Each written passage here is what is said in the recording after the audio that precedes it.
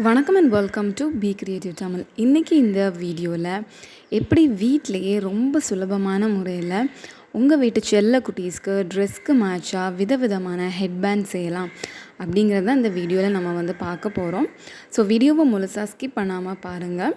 அதுக்கு முன்னாடி மறக்காமல் சேனலுக்கு சப்ஸ்கிரைப் பண்ணிவிடுங்க. ஸோ தட் நான் ஃபர்தராக அப்லோட் பண்ணக்கூடிய வீடியோஸ் உங்களுக்கு நோட்டிஃபிகேஷனில் வரும். இப்போ வாங்க வீடியோக்குள்ளே போகலாம். ஸோ ஃபர்ஸ்ட் என்ன பண்ணணும் அப்படின்னா, இந்த மாதிரி ஒரு சாட்டின் துணி எடுத்துக்கோங்க. நீங்கள் சாட்டின் துணி தான் எடுக்கணும்னு இல்லை, உங்கள்கிட்ட என்ன ஃபேப்ரிக் இருக்கோ நீங்கள் அது யூஸ் பண்ணிக்கோங்க. பட் நமக்கு ஒரு ரிச் லுக் வேணும் அப்படின்னா நமக்கு சாட்டின் துணி யூஸ் பண்ணிக்கோங்க. ஸோ இப்போது இந்த துணியோட பேக் சைடில் இந்த மாதிரி ஒரு பேங்கிள் யூஸ் பண்ணிவிட்டு நீங்கள் சர்க்குலர் பேட்டர்ன் வரைஞ்சிக்கோங்க. நீங்கள் சின்ன பூவாக செய்ய போகிறீங்க அப்படின்னா சின்ன சின்ன வட்டமாக வரைஞ்சிக்கோங்க. பெரிய சைஸ் பூவாக செய்ய போகிறீங்க அப்படின்னா பெரிய வட்டமாக வரைஞ்சிக்கோங்க. நான் இன்றைக்கி மீடியம் சைஸில் பூ செய்ய போகிறேன். அதனால் மீடியம் சைஸ் பேங்கிள் எடுத்திருக்கேன்.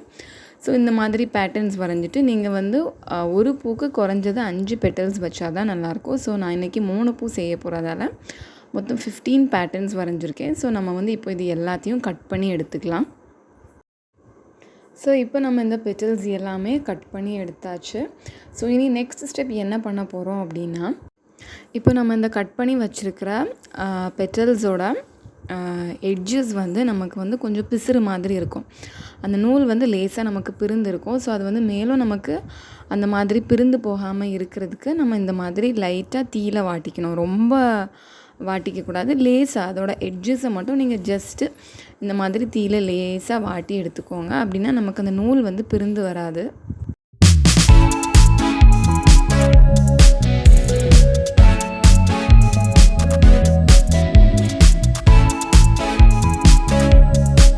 ஸோ இப்போ நம்ம கட் பண்ணி வச்சுருந்த எல்லா பெட்டல்ஸோட எட்ஜஸையும் நம்ம தீயில லேசாக வாட்டி எடுத்தாச்சு.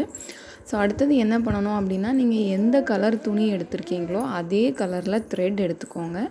இப்போ நம்ம அந்த ஊசியில் இந்த நூலில் கோக்க போகிறோம். அதாவது ஒத்த லேயராக இல்லாமல் நீங்கள் 2 லேயராக கோத்துக்கணும். எதுக்காக அப்படின்னா, நீங்கள் ஃபைனலாக கடைசியில் நாட் போடும்போது ஒரு ஒத்த லேயராக நீங்கள் நூலை கோத்தீங்க அப்படின்னா அது நீங்கள் இழுக்கும்போது உங்களுக்கு நூல் அத்துரும்.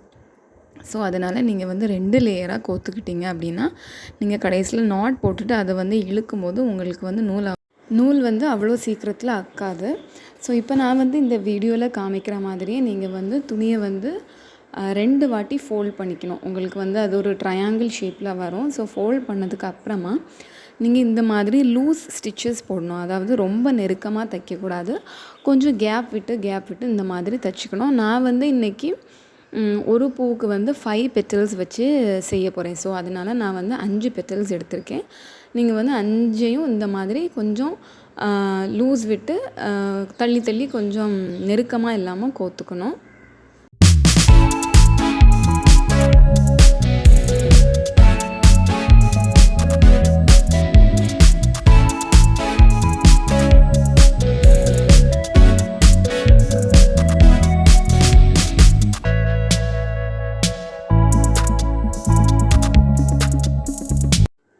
இப்போ அந்த 5 பெட்டல்ஸையும் கோத்ததுக்கு அப்புறமா நீங்கள் அதை கொஞ்சம் நெருக்கமாக ஆக்கிக்கிட்டு அதில் இந்த மாதிரி நாட் போட்டுக்கணும். நீங்கள் 2லேருந்து 3 நாட் வரைக்கும் போட்டுக்கோங்க. அப்போ தான் உங்களுக்கு நல்லா டைட்டாக இருக்கும்.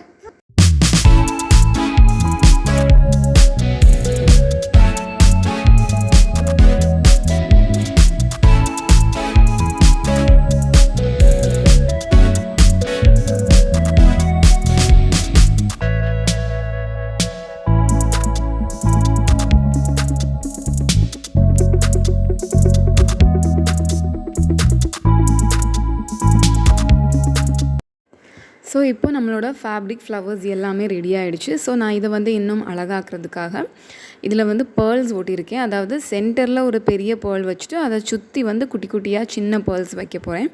நீங்கள் பேர்ல்ஸ் தான் ஒட்டணும்னு கிடையாது. உங்கள்கிட்ட குந்தன் ஸ்டோன்ஸ் இருக்குது அப்படின்னா நீங்கள் அது யூஸ் பண்ணி டெக்கரேட் பண்ணிக்கலாம். அப்படி இல்லைன்னா கலர் ஸ்டோன்ஸ் யூஸ் பண்ணி டெக்கரேட் பண்ணிக்கலாம். உங்களோட க்ரியேட்டிவிட்டியை பேஸ் பண்ணி நீங்கள் எந்த மாதிரி வேணாலும் டெக்கரேட் பண்ணிக்கலாம். நான் இன்றைக்கி ஒயிட் அண்ட் க்ரீன் காம்பினேஷனில் ரொம்ப சிம்பிளான ஒரு டிசைன் தான் செய்ய போகிறேன்.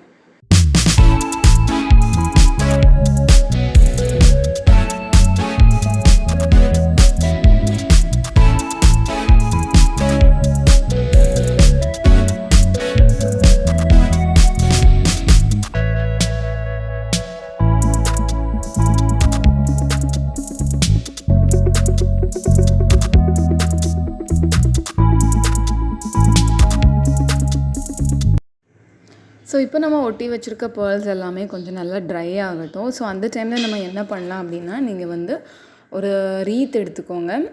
இதில் வந்து நமக்கு இன்னர் சைடில் ஒரு மாதிரி குட்டி குட்டியாக முள் மாதிரி கொடுத்துருக்காங்க. ஸோ அது வந்து நம்ம குழந்தைங்களோட தலையில் அழுத்தம். ஸோ அதுக்காக நான் வந்து என்ன பண்ண போகிறேன் அப்படின்னா, ஒரு சாட்டின் ரிப்பன் எடுத்து இந்த ரீத்தை வந்து கம்ப்ளீட்டாக கவர் பண்ணிக்க போகிறேன். ஸோ தட் அந்த குட்டி குட்டி முள் மாதிரி இருக்கிறது வந்து குழந்தையோட தலையில் வந்து அழுத்தாமல் பார்த்துக்கும். ஸோ நீங்கள் வந்து எந்த ட்ரெஸ்க்கு மேட்சாக செய்ய போகிறீங்களோ அந்த கலரில் சாட்டின் ரிப்பன் எடுத்துக்கோங்க. நான் இன்றைக்கி ஒயிட் கலர் சாட்டின் ரிப்பன் இருக்கேன். ஸோ இதோட 2 கார்னர்ஸ்லேயும் ஃபெவிக்விக் அப்ளை பண்ணிவிட்டு நீங்கள் இந்த மாதிரி நல்லா கம்ப்ளீட்டாக கவர் பண்ணி எடுத்துக்கணும்.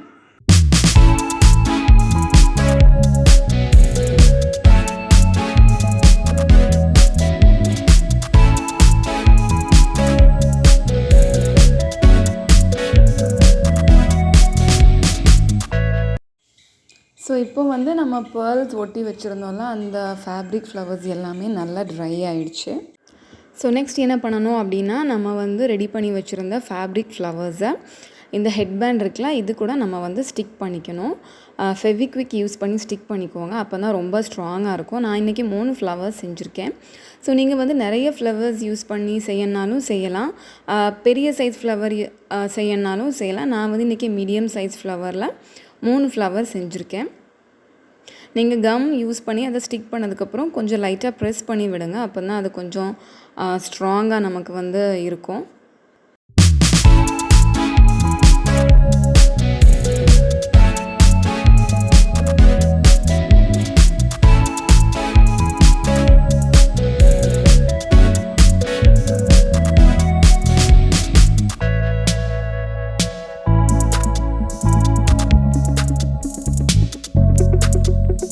ஸோ அவ்வளோதான், நம்மளோட சூப்பரான அதே நேரத்தில் ரொம்ப ஈஸியாக செய்யக்கூடிய ஃபேப்ரிக் ஃப்ளவர் ஹெட்பேண்ட் ரெடி ஆகிடுச்சு. நான் இதே மாதிரி இன்னொரு கலரும் செஞ்சுருக்கேன், ஒரு மாதிரி லெமன் எல்லோ கலரில்.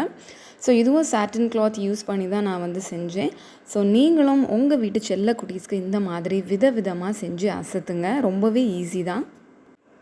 ஸோ நீங்கள் இந்த ஃபேப்ரிக் ஃப்ளவர்ஸை ஹெட்பேண்ட் செய்கிறதுக்கு மட்டும் இல்லாமல் இந்த மாதிரி ட்ரெஸ்ஸில் வந்து டிசைன் பண்ணுறதுக்கு கூட நீங்கள் வந்து யூஸ் பண்ணிக்கலாம். அதுவுமே ரொம்பவே அழகாக இருக்கும். நீங்கள் வந்து பார்ட்டி வேர் ட்ரெஸ்ஸஸ்க்கு இந்த மாதிரி கிளிட்டரிங் ஷீட்டில் வந்து ஹெட்பேண்ட் செஞ்சிங்கன்னா ரொம்பவே அழகாக இருக்கும். அதோட லிங்க் நான் கீழே டிஸ்கிரிப்ஷனில் கொடுக்குறேன். இந்த வீடியோ உங்களுக்கு பிடிச்சிருக்கு அப்படின்னா லைக் பண்ணுங்கள். உங்கள் ஃப்ரெண்ட்ஸ் அண்ட் ஃபேமிலிக்கு யூஸ்ஃபுல்லாக இருக்கும்னு நினச்சிங்கன்னா ஷேர் பண்ணுங்கள். மறக்காமல் பி கிரியேட்டிவ் தமிழ் சேனலுக்கு சப்ஸ்கிரைப் பண்ணிவிடுங்க. அப்படியே பக்கத்தில் உள்ள பெல் ஐக்கனும் கிளிக் பண்ணிவிடுங்க. ஸோ தட் நான் ஃபர்தராக அப்லோட் பண்ணக்கூடிய வீடியோஸ் உங்களுக்கு நோட்டிஃபிகேஷனில் வரும். நீங்களும் இதை வந்து ட்ரை பண்ணி பாருங்கள். ரொம்ப ரொம்ப ஈஸி தான். ட்ரை பண்ணிவிட்டு எப்படி இருக்குது அப்படின்னு சொல்லிட்டு நீங்கள் வந்து கமெண்ட் செக்ஷனில் கண்டிப்பாக நீங்கள் வந்து கமெண்ட் பண்ணுங்கள். ஸோ தேங்க்ஸ் ஃபார் வாட்சிங்.